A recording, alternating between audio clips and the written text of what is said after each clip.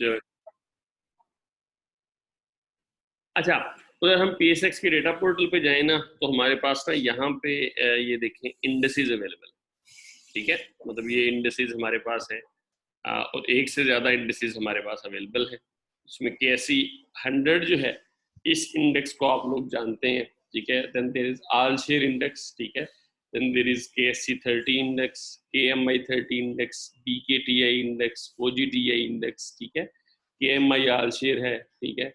UTT9 है, ठीक है। इसी तरह से हमारे पास ये काफी ज्यादा सारे इंडेक्स जो है वो अवेलेबल, ठीक है।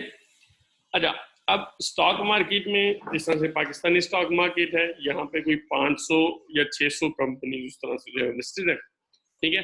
अब उनमें से डेफिनेटली कोई कंपनी किसी दिन ऊपर जा रही होगी, मतलब उसकी प्राइस बढ़ रही होगी, और कोई कंपनी जो है उस दिन नीचे जा रही होगी, मतलब उसकी प्राइस क्या हो रही होगी, कम हो रही होगी, ठीक है। तो अगर हम इंडिविजुअल स्टॉक्स को देखने लगे, जो कि लाइक हमारे यहाँ पे उस तरह से अवेलेबल होते हैं, ये टॉप एक्टिव हैं, टॉप एडवांसेस हैं, टॉप डिक्लाइंस हैं, तो देखो दे आर सर्टेन स्टॉक्स जिनकी प्राइस इंक्रीज कर रही है, and they are the stocks जिनकी प्राइस क्या हो रही है, डिक्रीज कर रही है। तो we are unable to comprehend कि ओवरऑल मार्केट में क्या ट्रेंड चल रहा है, ठीक है। तो ओवरऑल मार्केट का ट्रेंड देखने के लिए व्हाट वी डू, हम इंडिसेस बनाते हैं, ठीक हो गया। तो इंडिसेस का जो बेसिक फंक्शन है वो ये है, ठीक है। लाइक इंडिसेस क्या करते हैं, indices represent aggregated market activity, what happen in the market today, मतलब आज मार्केट में क्या हो रहा है, ठीक है। तो यहाँ पे मोस्ट ऑफ द केसेस में दो ट्रेंड्स हैं जो कि मतलब स्टॉक की लैंग्वेज में they are basically two trends. एक को हम बुल ट्रेंड बोलते हैं, ठीक है। Bull trend basically is trend of increase, ठीक है। तो ये बेसिकली कहा जाता है कि बुल किस तरह से अटैक करता है, बुल अटैक करता है थ्रू हिज हॉर्न्स, मतलब उसके सींगों के साथ वो अटैक करता है, और अटैक करने के बाद क्या करता है, वो जिसको भी अटैक करता है उसको उठा लेता है, ठीक हो गया। अच्छा, अब उस कॉन्टेक्स्ट में अगर इस चीज को देखें तो definitely bull trend is increasing trend, कि जब बुल ट्रेंड आता है तो स्टॉक मार्केट में प्राइसेस को वो ट्रेंड उठा देता है, ठीक है। On the other hand bear किस तरह से अटैक करता है, बियर अगर किसी को अटैक करेगा तो डेफिनेटली बियर क्या करेगा, उसको जमीन पे गिरा देगा, ठीक है। तो इस तरह से जो बियर ट्रेंड है दैट इज डिक्रीजिंग ट्रेंड। तो स्टॉक मार्केट अगर इंक्रीज कर रही हो, मतलब सिंपली इंडेक्स में इजाफा हो रहा हो, तो वही से कि यहाँ पे जो है वो बुल ट्रेंड जो है मार्केट में है, ठीक है। अगर स्टॉक मार्केट में कमी हो रही हो तो वही से कि बियर ट्रेंड मार्केट में उस तरह से जो है वो चल रहा है, ठीक हो गया। अच्छा, अब इनके यूजेस क्या हैं, डेफिनेटली हमें जो एक मार्केट का इंडेक्स है, या मार्केट की एक्टिविटी का पता उस तरह से जो है वो लग रहा होता है। तो उसका पहला यूज है कि we are able to compute risk and return measures या बेंचमार्क्स, हम इससे कैलकुलेट कर सकते हैं। मतलब सिंपली स्पीकिंग, मैंने एक ना स्टॉक है OGDC, उसमें इन्वेस्ट किया, और मैं ये देखना चाह रहा हूँ कि क्या मैं एवरेज मार्केट से ज्यादा कमा रहा हूँ या एवरेज मार्केट से कम कमा रहा हूँ, ठीक है। तो मेरे पास ना इंडेक्स एक बना बनाया बेंचमार्क है, क्योंकि इंडेक्स क्या कर रहे हैं, इंडेक्स मुझे ओवरऑल मार्केट का रिटर्न जो है या एक मार्केट का एवरेज रिटर्न जो है उस तरह से बता रहा है। दूसरा, we are able to compute risk through index, ठीक है। मतलब आप लोगों ने कैपएम सुना होगा, ठीक है, कैपएम या बीटा, ठीक है। यहाँ पे मैं वो ड्रा भी कर देता हूँ आप लोगों का जो कैपएम है, उससे आपको थोड़ा सा आइडिया हो जाएगा कि चीज़ें जो है वो किस तरह से यूजफुल है ये हमारा जो कैपएम। अच्छा ठीक है, CAPM basically is capital asset pricing model. ये मॉडल बेसिकली या जनरली ये कहता है ठीक है, कि हमारा स्टॉक का जो रिस्क है that basically is associated with market risk, ठीक है। ये सिंपली स्पीकिंग जैसे जैसे मार्केट मूव करेगी वैसे वैसे हमारा स्टॉक मूव करेगा। तो हम क्या करते हैं, हम ना एक रेट ऑफ रिटर्न निकालते हैं, ठीक है, जिसको हम कहते हैं जी RI, ठीक है। Rate on individual stock is equal to RF, risk free rate plus beta, ठीक है। और इसमें हम कहते हैं जी RM माइनस RF। तो ये हमारा ना कैपएम का मॉडल है, ठीक है। अच्छा, अब यहाँ पे ना वही से कि हमारा जो इंडेक्स है, ठीक है, इंडेक्स क्या दे रहा होता है, इंडेक्स हमें मार्केट रिटर्न दे रहा होता है, ठीक है, या इंडेक्स हमें मार्केट का एवरेज रिटर्न दे रहा होता है, ठीक है, क्या इंडेक्स हमें मार्केट का एवरेज रिटर्न दे रहा है, ठीक है। अच्छा, अब अगेन वी नो कि more risk is related to more return, ठीक है, क्या। अच्छा, अब इसका मतलब ये है कि सिंपली स्पीकिंग अगर मार्केट हमें एवरेज रिटर्न दे रही है तो इसका मतलब सिंपली ये होगा कि हमारा जो एवरेज रिस्क होगा, average risk will lead to average return, ठीक है, जो कि क्या है, जो कि हमारा मार्केट रिटर्न, ठीक हो गया। अच्छा, अब इस कॉन्टेक्स्ट में डेफिनेटली मैं अगर अपने स्टॉक की रिलेटिव रिस्कीनेस को देख लूं, मतलब व्हाट आई डू, आई सी कि मेरा स्टॉक जो है, रिलेटिव रिस्कीनेस ऑफ स्टॉक, ठीक है, मतलब सिंपली स्पीकिंग मेरा स्टॉक मार्केट से कितना गुना ज्यादा रिस्की है। मतलब मैं कहूँगा सपोज माय बीटा इज 1.5, इसका मतलब ये है कि मार्केट का रिस्क अगर 1 है तो स्टॉक का रिस्क क्या है, दैट इज 1.5। मतलब मार्केट के रिस्क के मुकाबले में हमारा स्टॉक 1.5 गुना ज्यादा रिस्की है। तो सिंपली हम क्या करते हैं कैपेम में वी कैलकुलेट दिस बीटा, ठीक है, और ये बीटा हमें क्या बता रहा होता है, ये बीटा हमें रिलेटिव रिस्कीनेस बता रहा होता है कि मार्केट के मुकाबले में हमारा जो स्टॉक है वो कितना रिस्की है, ठीक हो गया। तो मार्केट के मुकाबले में जब हमें स्टॉक रिस्कीनेस का उस तरह से आइडिया जो है वो हो जाता है तो डेफिनेटली वी आर एस्टिमेट कि इस स्टॉक पे हमें कितना रिटर्न डिमांड करना चाहिए, ठीक हो गया। सिंपली स्पीकिंग तो यहाँ पे वी नो आरएम क्या है, मार्केट रिटर्न, उसमें से मैंने आरएफ माइनस किया तो मेरे पास मार्केट का रिस्क आ गया, ठीक है। आरएम क्या था, RM basically is market return, और आरएम माइनस आरएफ क्या आ गया, ये हमारे पास मार्केट का रिटर्न, मार्केट का रिस्क फ्री रेट आ गया, ठीक है, क्योंकि इसमें से अगेन सॉरी मार्केट का रिस्क प्रीमियम आ गया, ठीक है, क्योंकि इसमें से हमने क्या किया, रिस्क फ्री रेट को माइनस कर दिया तो बाकी रिस्क प्रीमियम आ गया। तो मार्केट अगर अपने रिस्क के हिसाब से जो कि 1 है, स्टैंडर्डाइज है, इसके हिसाब से हमें इतना मार्केट रिस्क प्रीमियम दे रही है, ठीक है।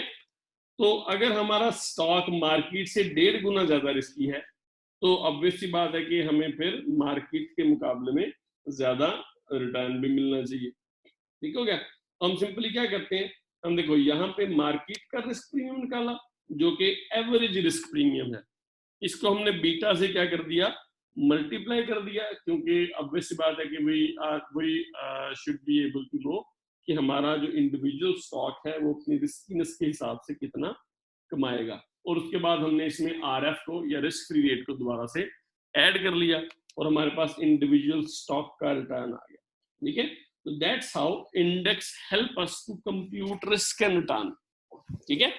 तो ये जो कैपेम है, it is most widely used index measure of stock expected return, ठीक है। तो मतलब कैपेम दुनिया में सबसे ज्यादा इस्तेमाल होता है जी to calculate risk and return, ठीक हो गया।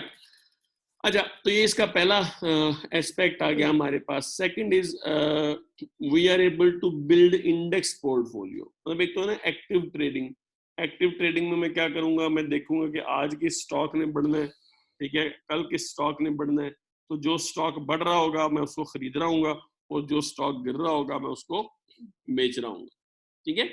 अच्छा, ये एग्रेसिव स्ट्रेटजी या ये एक्टिव स्ट्रेटजी है जिसमें आप सारा दिन यही काम करते हो कि आप देखते हो कौन सा स्टॉक बढ़ रहा है, कौन सा स्टॉक जो है वो कम हो रहा है। अच्छा, ऑन द अदर हैंड अगर आपके पास ज्यादा टाइम नहीं है, ठीक है, तो what you can do, you can build index portfolio, ठीक है। Portfolio is collection of investment, तो आप क्या करते हो, इंडेक्स में जितनी सिक्योरिटीज हैं आप उन सब में क्या करते हो, आप उन सब में थोड़ा थोड़ा करके इन्वेस्ट जो है वो कर देते हो। तो जब आप उसमें थोड़ा थोड़ा करके इन्वेस्ट कर देते हो तो अल्टीमेटली थिंग इज कि आपका भी फिर मार्केट जो है वो इन्वेस्टमेंट मार्केट इंडेक्स की तरह मूव कर रही होती है। उसमें अगेन द थिंग इज कि आपको बहुत ज्यादा एक्टिव होने की जरूरत जो है वो नहीं है। लाइक आप ये KSE 100 इंडेक्स है, या सपोज हम कहते हैं कि we should be able to invest in KSE 30, तो KSE 30 का अगर आप देखो तो आपके पास जो है ये 1 मंथ का आ रहा है सारे का सारा सिनेरियो, ठीक है, और ये फिर ये 6 मंथ्स का भी आ रहा है, यील्ड टू डेट भी आ रही है। तो जैसे जैसे आपकी मार्केट मूव करेगी वैसे वैसे क्या है, वैसे वैसे आपका जो है वो इंडेक्स उस तरह से मूव जो है वो कर रहा होगा, उनको क्या। तो इसमें आप 1 डे का देखोगे तो ये सिंपली स्पीकिंग कल का हमारे पास एक्टिविटी उस तरह से जो है वो आ रही है। कल हमारा इंडेक्स 48,000 था और क्लोज जो है ये इस पे हुआ, ये 42,000 पे हुआ, सॉरी 47,770 पे हुआ। मतलब मार्केट थोड़ी सी उस तरह से क्या हुई हमारी, डिक्लाइन की, ठीक हो गया। अच्छा, alternatively definitely you have mutual funds, मतलब आप जो है वो NIT यूनिट में अगर जाके देखोगे, ठीक है, NIT की मैं एग्जांपल इसलिए लेता हूँ क्योंकि NIT हमारे पास एक बहुत बड़ी इन्वेस्टमेंट फर्म है जो कि पब्लिक इन्वेस्टमेंट फर्म है, ठीक है। तो इनका स्पेसिफिक इसी तरह से जो है वो हमारे पास जो है वो फंड है, म्यूचुअल फंड, जो कि मार्केट म्यूचुअल फंड है जी, ठीक है। तो ये मार्केट म्यूचुअल फंड जो है, मतलब यहाँ पे आप देख सकते हैं इंडेक्स फंड, ये NITIF है जी, NIT, ये इनकम फंड होता है शायद, एक मिनट, इनका इंडेक्स फंड भी है कोई,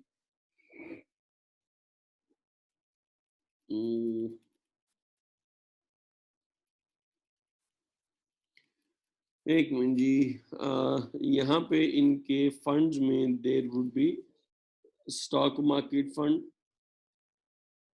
यहाँ पे देखना पड़ेगा खैर इनका उस तरह से, इंडेक्स फंड भी उस तरह से जो है वो है, ठीक है। ये इस्लामिक इनकम फंड है। अल्टीमेटली द थिंग इज कि आप जो है वो इंडेक्स में इस तरह से NIT यूनिट में इन्वेस्ट कर सकते हो, जो कि इंडेक्स के साथ डायरेक्टली उस तरह से मूव जो है वो कर रहा होता है।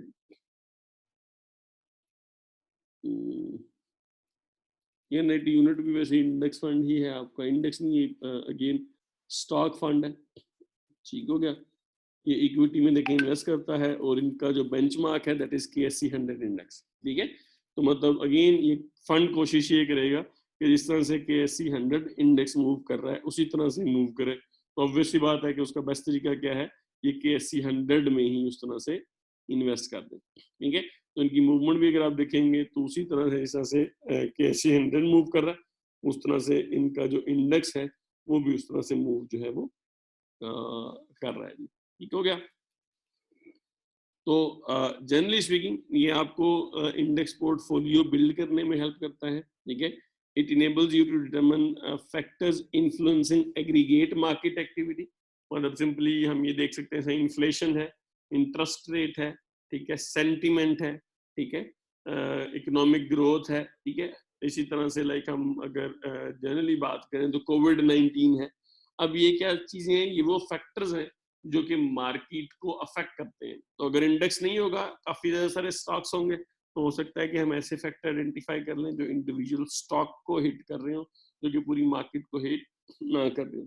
तो index also enable you to investigate और डिटरमिन द फैक्टर्स, जो कि स्टॉक मार्केट की एग्रीगेट एक्टिविटी को क्या कर रहा होता है, डिटरमिन कर रहा होता है, ठीक है।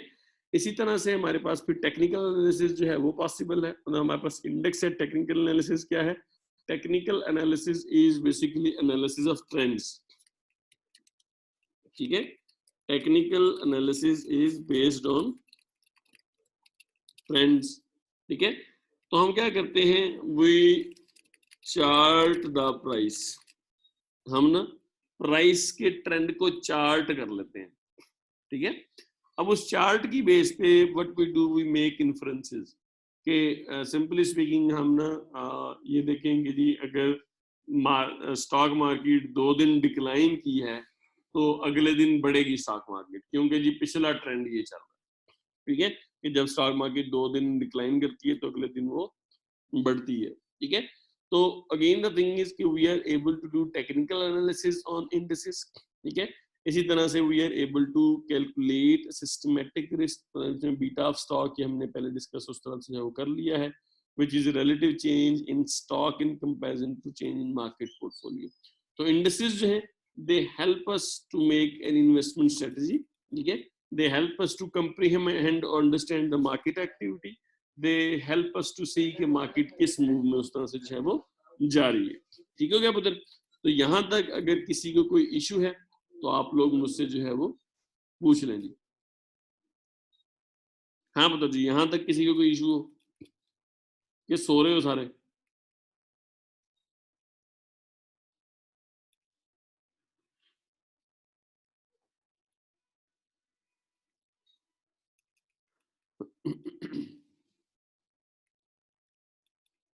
अच्छा जी, I have got one message. अच्छा, टेक्निकल एनालिसिस बता दूंगा। चलें जी, ठीक हो गया।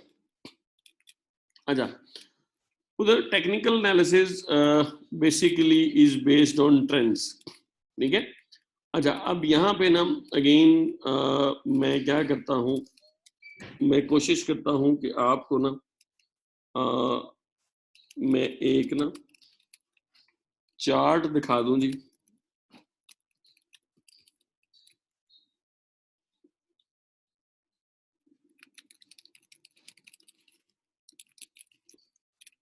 VSXT,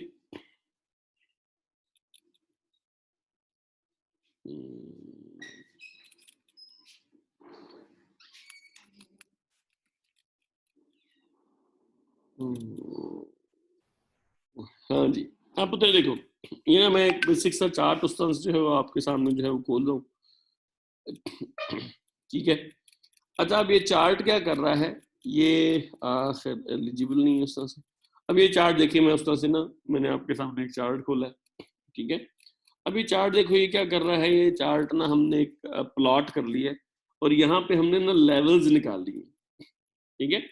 अब ये जो हमारे पास ये जो रेड कलर की लाइन है, इसको हम बोलते हैं कि ये ना लोएस्ट लेवल है, ठीक है, या इसको हम सपोर्ट लेवल बोलते हैं।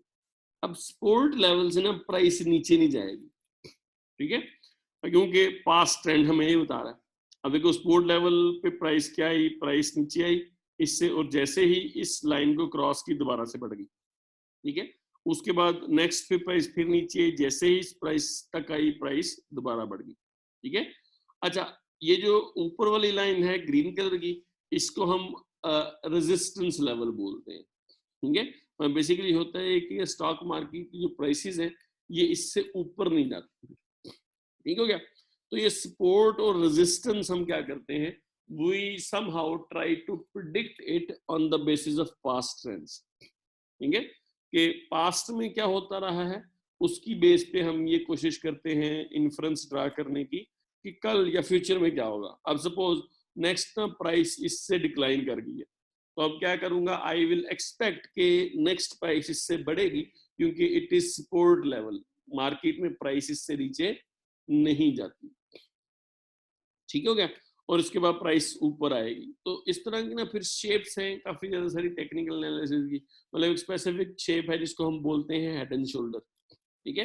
हेड एंड शोल्डर किस तरह से है, head and shoulder is two shoulders and one head, मतलब स्टॉक प्राइस बढ़ती है, फिर कम होती है, फिर बहुत ज्यादा बढ़ती है हेड की तरह, फिर कम होती है, फिर दोबारा बढ़ती है, लेकिन वो अगेन थोड़ा सा उस तरह से इंक्रीज उसमें जो है हुआ। तो इस तरह की हमारे पास क्या है, इस तरह की हमारे पास ना पास्ट ट्रेंड्स है, ठीक है। मैं लाइक कहता हूँ कि head and shoulders technical analysis, तो वो अगेन क्या होगा, मतलब ये देखो दोबारा से, what is this, we are trying to estimate prices, ठीक है। तो ये हेड है, अगर मुझे पता है कि हेड एंड शोल्डर का ट्रेंड जो है वो चल रहा है मार्केट में, तो क्या होगा, प्राइस पहले बढ़ेगी, फिर गिरेगी, फिर बढ़ेगी काफी ज्यादा सारी, फिर गिरेगी, फिर थोड़ी सी बढ़ के फिर गिर जाएगी। तो ये अगेन क्या है, ये हमारी हेड एंड शोल्डर है। यहाँ पे हमने नेकलाइन उस तरह से जो है वो देखी। तो अल्टीमेटली पीपल से कि this is not systematic way, क्योंकि we are going in trends, और ट्रेंड डेफिनेटली क्या है, ट्रेंड आपका जो है वो कभी सही साबित हो जाता है, कभी ट्रेंड आपका सही साबित उस तरह से नहीं होता, क्योंकि it is not that scientific, ठीक है। लेकिन डेफिनेटली जो एक नॉर्मल इंडिविजुअल है वो ट्रेंड एनालिसिस अगर करता है और कोई पैटर्न आइडेंटिफाई करने के काबिल हो जाता है, तो उससे क्या होगा, उससे ऑब्वियस सी बात है कि उसको प्रॉफिट जो है वो हो रहा होगा। और markets, sometimes markets move in trends. तो technical analysis basically charting the past price, मतलब हम क्या करें, पिछले पूरे एक साल की, पिछले पूरे एक मंथ की प्राइसेस को चार्ट करें और उसकी बेस पे ये देखने की कोशिश करेंगे कल या अगले पूरे एक वीक, एक मंथ या एक साल में मार्केट किस तरह से बिहेव करेगी। ठीक है, तो ये सिंपली हमारा क्या है, टेक्निकल एनालिसिस है। ठीक है, इसमें हम सिर्फ प्राइस देख रहे हैं स्टॉक की। ठीक है, और ये प्राइस की बेस पे हम जो है वो अगली एक्टिविटी प्रेडिक्ट करने की कोशिश कर रहे हैं, मार्केट किस तरफ उस तरह से मूव जो है वो करेगी। इसी तरह बहुत सारे शेप्स हैं, ये हेड एंड शोल्डर है, यहाँ पे जी कप एंड हैंडल है जी। ठीक है, तो उसमें अगेन आप देखेंगे कि ये कप और हैंडल की तरह मतलब मार्केट उस तरह से मूव जो है वो कर रही होती है। ठीक है, फिर वेजेस हैं, मतलब और भी काफी ज्यादा सारे इस तरह से जो है वो अल्लाह भला करे आपके क्या है, आपके जो है वो ट्रेंड्स हैं। अब देखो कप एंड हैंडल, ठीक है, इसमें क्या होता है, एक काफी ज्यादा सारा डिप होता है कि मतलब प्राइस बहुत तेजी से गिरती है, फिर बढ़ती है और फिर थोड़ा सा गिरती है। तो ये कप और हैंडल की शेप उस तरह से जो है वो आपकी लाइक उस तरह से जो है बन रही होती है। तो आप क्या करते हैं, आप टेक्निकल एनालिसिस जो है वो इस बेस पे जो है वो कर रहे होते हैं। आई होप कि ये पॉइंट जो है वो क्लियर हो गया अब तक।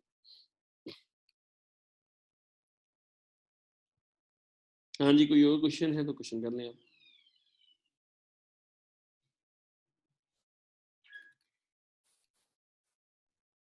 चलें जी, दैट्स गुड। अच्छा, तो उधर इंडिसेस को definitely we can construct the indices, ठीक है, on the basis of different criteria. ठीक है, लाइक आप देखेंगे कि हमने भी यहाँ पे जो बात की है अभी इंडेक्स की, तो हमारे पास पाकिस्तान में भी we have got various indices, जिसमें KSE 100 है, इसमें 100 शेयर्स हैं। ठीक है, आल शेयर इंडेक्स है हमारा। ठीक है, आल शेयर के बाद हमारे पास जो है KSE 30 इंडेक्स है। ठीक है, KMI 30 इंडेक्स है, BKTI इंडेक्स है। ठीक है, ये बैंकिंग का इंडेक्स है, ये OGTI इंडेक्स है, ये ऑयल एंड गैस सेक्टर का इंडेक्स है। ठीक है, तो मतलब ये सारे के सारे ना हम इंडेक्स डिफरेंट क्राइटेरिया की बेस पे कैलकुलेट करते हैं। ठीक है क्या, अच्छा, तो हम बेसिकली व्हाट वी डू, ये 3 स्टेप्स में ये काम होता है। ठीक है, पहले स्टेप में हम एक सैंपल एसेट या सिक्योरिटी लेते हैं जो कि हमारे मुताबिक मार्केट की रिप्रेजेंटेटिव हो, मतलब ये ना हो कि मार्केट को वो रिप्रेजेंट ही ना करनी है। ये KSE 100 इंडेक्स है, इसमें हम कहते हैं इसमें जो KSE है इसके मोस्ट एक्टिव स्टॉक, ठीक है, जो स्टॉक एक्टिव नहीं है वो KSE 100 इंडेक्स में नहीं है। और फिर KSE 30 में जो है, ये जितनी भी 30 बड़ी कंपनियां हैं ना हमारी, ये क्या है, ये KSE 30 इंडेक्स में उस तरह से रिप्रेजेंट कर रही हैं, KSE 30 इंडेक्स में उस तरह से जो है वो है। ठीक हो गया।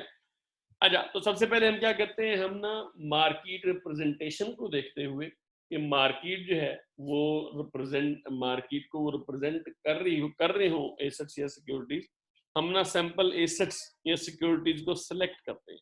ठीक है, लाइक हमने 100 कंपनियां या 100 एसेट जो है हमने सिलेक्ट कर लिए। हमने 30 एसेट उस तरह से जो है वो क्या किए, हमने 30 एसेट सिलेक्ट कर लिए basis on the basis of their representation. ठीक है, अच्छा, अब इसके बाद सेकंड थिंग इज वेटिंग, कि हम इनको वेट किस बेसिस पे करते हैं। दो ज्यादा हमारे पास जो बड़े हमारे पास जो मैकेनिज्म है, वो या तो इंडेक्स प्राइस वेटेड होता है या इंडेक्स मार्केट वैल्यू वेटेड होता है। अब सपोज हमारे पास ना प्राइस वेटेड इंडेक्स में क्या होता है कि स्टॉक ए जो है ना, इसकी जो प्राइस है that suppose is 1000, and stock B जो है इसकी जो प्राइस है दैट इज सपोज 10। ठीक है, अच्छा, जब हम इन दोनों का इंडेक्स बनाएंगे तो इंडेक्स टोटल वुड बिकम 10110। ठीक है, अच्छा, अब ऑब्वियस सी बात है कि देखो इसमें ना ए का रिप्रेजेंटेशन ज्यादा है और बी का रिप्रेजेंटेशन कम है। ठीक है, अच्छा, अब होगा क्या कि सपोज हम कहते हैं ए की प्राइस में ना 10% इजाफा हुआ। ठीक है, तो ए की प्राइस क्या होगी 1100, और बी की प्राइस में क्या हुआ, बी की प्राइस में 10% कमी होगी, तो बी की प्राइस क्या होगी 9। तो हमारा जो रिजल्टिंग इंडेक्स जो है वो होगा ठीक है, हमारा जो रिजल्टिंग इंडेक्स जो है वो मूव कर जाएगा किस पे जी, 1109 पे। अब देखो हालांकि दो इंडेक्स हैं, एक में 10% इजाफा हुआ है, एक में 10% कमी हुई है, लेकिन मार्केट शो हो रही है कि मार्केट काफी ज्यादा सारी अमाउंट से जो है वो 99 की अमाउंट से या 99 की उससे जो है वो वैल्यू से बढ़ गई है। तो इसको हम बोलते हैं प्राइस वेटेड इंडेक्स। ठीक है, इसमें जो इंडिविजुअल स्टॉक प्राइसेस हैं उनकी वेटिंग आ रही होती है। मतलब बेसिकली हम क्या करते हैं, इसमें arithmetic mean of current stock prices ले लेते हैं। ठीक है, अब ये मैंने ऐड किया है, आप इसका मीन उस तरह से जो है वो ले सकते हैं। मीन आप लेंगे तो ये 550 हो जाएगा। ठीक है, तो अब जैसे जैसे हमारी इंडिविजुअल स्टॉक्स की वैल्यू इंक्रीज या डिक्रीज करेगी, वैसे वैसे इस इंडेक्स की वैल्यू भी क्या करेगी, इंक्रीज या डिक्रीज करेगी। लेकिन इस इंडेक्स का नुकसान ये होता है कि ये जो बड़ी प्राइसेस या ज्यादा प्राइसेस वाले जो स्टॉक्स हैं, इनकी रिप्रेजेंटेशन थोड़ी सी बढ़ जाती है। ठीक हो गया, तो इनकी रिप्रेजेंटेशन थोड़ी सी बढ़ जाती है, तो उनमें थोड़ी एक्टिविटी होती है और इंडेक्स ज्यादा मूव करता है। और अगर अगेन जो कम प्राइसेस वाले स्टॉक्स हैं, इनमें अगेन ज्यादा भी इंक्रीज या डिक्रीज है, फिर भी इंडेक्स थोड़ा सा मूव करता है, जिस तरह से हमने इस एग्जांपल में जो है वो देखा। तो प्राइस वेटेड इंडेक्स हमारे पास जो इसकी एग्जांपल है दुनिया में बड़ी फेमस, वो डाउ जोन्स इंडस्ट्रियल एवरेज है। ठीक है, डाउ जोन्स इंडस्ट्रियल एवरेज ये अमेरिका का मीन इंडेक्स है। इसमें 30 कंपनियां जो है वो शामिल हैं और ये एक प्राइस वेटेड इंडेक्स है। ठीक है, तो डाउ जोन्स इंडस्ट्रियल एवरेज क्या करता है, ये 30 इंडस्ट्रियल कंपनियां या 30 बड़ी कंपनियों को उस तरह से जो है वो लेता है, जो कि यूएसए की स्टॉक मार्केट में क्या है, लिस्टेड है। ठीक हो गया, तो अगेन ये प्राइस वेटेड इंडेक्स की क्या है, ये सबसे बड़ी इस तरह से एग्जांपल है। ठीक है, दूसरा हमारे पास मार्केट वैल्यू वेटेड इंडेक्स होता है। अब मार्केट वैल्यू क्या होती है किसी भी स्टॉक की, market value basically is equal to stock price multiplied by number of shares. ठीक हो गया, तो ये पूरी कंपनी की वैल्यू ले रहा होता है। ठीक है, मतलब सपोज हम कहते हैं कि इसमें कंपनी ए है, कंपनी ए की जो प्राइस है, ठीक है, वो है जी 10 और उसके जो स्टॉक्स हैं वो है 100, तो इसकी जो वैल्यू हो जाएगी वो कितनी हो जाएगी जी 1000। एक कंपनी बी है, ठीक है, कंपनी बी की जो प्राइस है वो क्या है, कंपनी बी की प्राइस जो है वो 1000 है, लेकिन इसके जो शेयर्स हैं वो सिर्फ 10 है, तो इसकी वैल्यू क्या हो जाएगी, इसकी वैल्यू 10,000 हो जाएगी। ठीक है, तो यहाँ पे क्या है, यहाँ पे what we do, we take the value of the whole company और इस वैल्यू का फिर हम एवरेज ले लेते हैं। ठीक है, और इंडिविजुअल स्टॉक की प्राइस की जगह हमने कंपनी की वैल्यू कैलकुलेट की और हमने वैल्यू का क्या किया, हमने वैल्यू का उस तरह से जो है वो इंडेक्स कंस्ट्रक्ट कर लिया। ठीक है, तो ये मार्केट वैल्यू वेटेड इंडेक्स होता है। It is based on initial total market value of all stocks used in the index. ठीक हो गया, तो वही चीज इसको मार्केट कैपिटलाइजेशन भी उस तरह से जो है बोल देते हैं। हमारा जो KSE 100 इंडेक्स है, ये इसकी एग्जांपल है मार्केट वैल्यू इंडेक्स की। और अमेरिका को अगर हम देखें तो अमेरिका में there is standard and poor 500 index. ठीक है, इसमें 500 कंपनियां जो हैं वो शामिल हैं जी। ठीक है, तो ये जो है ये हमारा ठीक है, ये जो मार्केट कैपिटलाइजेशन बेस्ड या मार्केट वैल्यू बेस्ड इंडेक्स जो है वो है जी। ठीक हो गया, अच्छा जी, there could be unweighted index. Unweighted index basically price को भी नहीं लेता, मार्केट वैल्यू को भी नहीं लेता, ये क्या करता है, ये परसेंटेजेस को ले लेता है। मतलब सिंपली स्पीकिंग हम ये उसमें ट्रैक कर रहे होते हैं कि जिस तरह से हमने यहाँ पे देखा, ठीक है, यहाँ पे क्या हुआ था, यहाँ पे प्राइस जो है वो 10% इंक्रीज की थी और यहाँ पे प्राइस 10% डिक्रीज की थी। ठीक है, तो ये इंडेक्स क्या करेगा, ये परसेंटेजेस को ले लेगा। मतलब सिंपली स्पीकिंग ये जो इंडेक्स होगा, इस इंडेक्स के मुताबिक इसमें फिर कोई चेंज नहीं आएगी, क्योंकि एक स्टॉक 10% से बढ़ गया, दूसरा स्टॉक 10% से कम हो गया, तो ये आपका अनवेटेड इंडेक्स जो है वो होगा। अनवेटेड इंडेक्स जो है वो इस्तेमाल नहीं होते। ठीक हो गया। अच्छा, इसी तरह से हमारे पास जो है फंडामेंटल वेटेड इंडेक्स भी जो है वो हो सकता है, मतलब सिंपली स्पीकिंग ये किसी एक फंडामेंटल की बेस पे हम इसको वेट जो है वो कर सकते हैं। मतलब इसमें हम क्या कर सकते हैं, इसमें कोई भी हम फंडामेंटल ले सकते हैं, अर्निंग पर शेयर ले सकते हैं, तो जिसकी अर्निंग पर शेयर ज्यादा है उसका वेट ज्यादा है, जिसकी अर्निंग पर शेयर जो है वो कम है उसका वेट जो है वो कम है। तो हम कोई भी फंडामेंटल फैक्टर ले सकते हैं, ठीक है, और फंडामेंटल फैक्टर की बेस पे जी भी अपने इंडेक्स को वेट कर सकते हैं।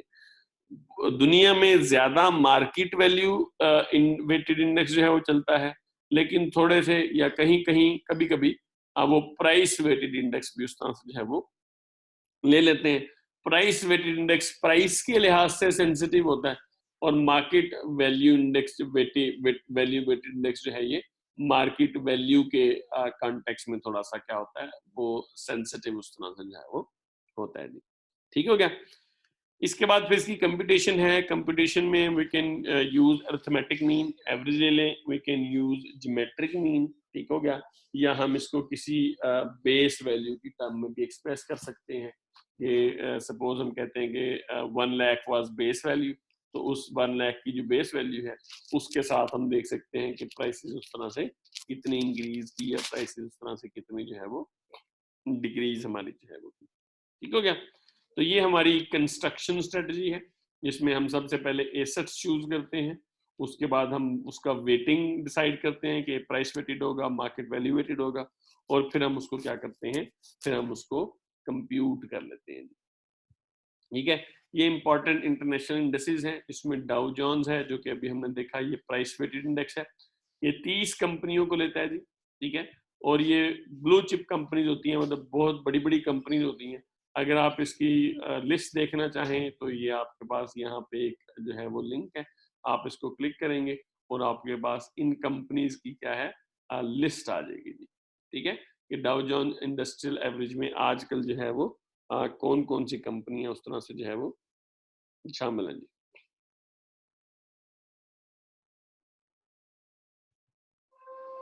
ठीक हो गया। ये इसके गेनर्स हैं जी, ये इसके लूजर्स हैं, ठीक है। ये खैर अभी मार्केट उस तरह से क्लोज्ड है, तो यहाँ पे वो जो इंडिविजुअल स्टॉक का वो है उस तरह से नहीं आ रहा। मार्केट ओपन हो तो आप जो है वो देख सकते हैं। फिर स्टैंडर्ड एंड पुअर इंडेक्स है 500, ये वैल्यू वेटेड इंडेक्स है। It takes free float shares. अब फ्री फ्लोट शेयर्स क्या होते हैं? अब उधर फ्री फ्लोट शेयर ये होते हैं कि सपोज हमारे पास ना मार्केट में ना हमारे पास टोटल जो शेयर्स है ना, ठीक हो गया, टोटल शेयर्स आर 1000, ठीक है, लेकिन इनमें से ट्रेड जो होते हैं ना शेयर्स, वो होते हैं, अल्लाह भला करे, वो होते हैं 600, क्योंकि 400 शेयर्स जो है ना वो किसी ऐसे ही पार्टी के पास हैं जो कि उसको ट्रेड नहीं करती। सपोज वो माइक्रोसॉफ्ट के शेयर जो बिल गेट्स के पास है, ठीक है, या निशात मिल्स के शेयर मियां मंशा के पास है। अब क्योंकि वो ओनर है उस चीज के, ठीक है, और वो अपनी ओनरशिप पोजीशन को उस तरह से डिट्रीएट नहीं करना चाहते, तो डेफिनेटली वो इसको फिर ट्रेड नहीं करते। अच्छा, जो फिर शेयर ट्रेड नहीं हो रहे होते डेफिनेटली, ठीक है, वो फिर फ्री फ्लोट नहीं होते। तो मोस्ट ऑफ द केसेस में कि जो हम वैल्यू वेटेड इंडेक्स कैलकुलेट करते हैं, इसमें हम फ्री फ्लोट ही ले रहे होते हैं, ठीक है। आप किसी भी अगर इवन पाकिस्तान में भी, ठीक है, अगर आप किसी भी कंपनी का देखें तो उसके भी फ्री फ्लोट शेयर्स आ रहे होते हैं। मतलब सिंपली स्पीकिंग, मैं ये यहाँ पे हमारे पास है एक JS global, next Abbas sugar mill है, नेशनल सिल्क है। इसमें से सपोज हम ना कोई भी एक कंपनी जो है वो ले लेते हैं जो कि हमारी जानने वाली हो। जानने वाली यहाँ पे कोई नहीं है जी, टीआरजी पीटीसी ले लेते हैं, ठीक है। अभी पीटीसीएल सपोज हमारे पास है, ठीक है, तो पीटीसीएल का अगर आप प्रोफाइल देखेंगे तो यहाँ पे आपके पास फ्री फ्लोट आ जाएगा।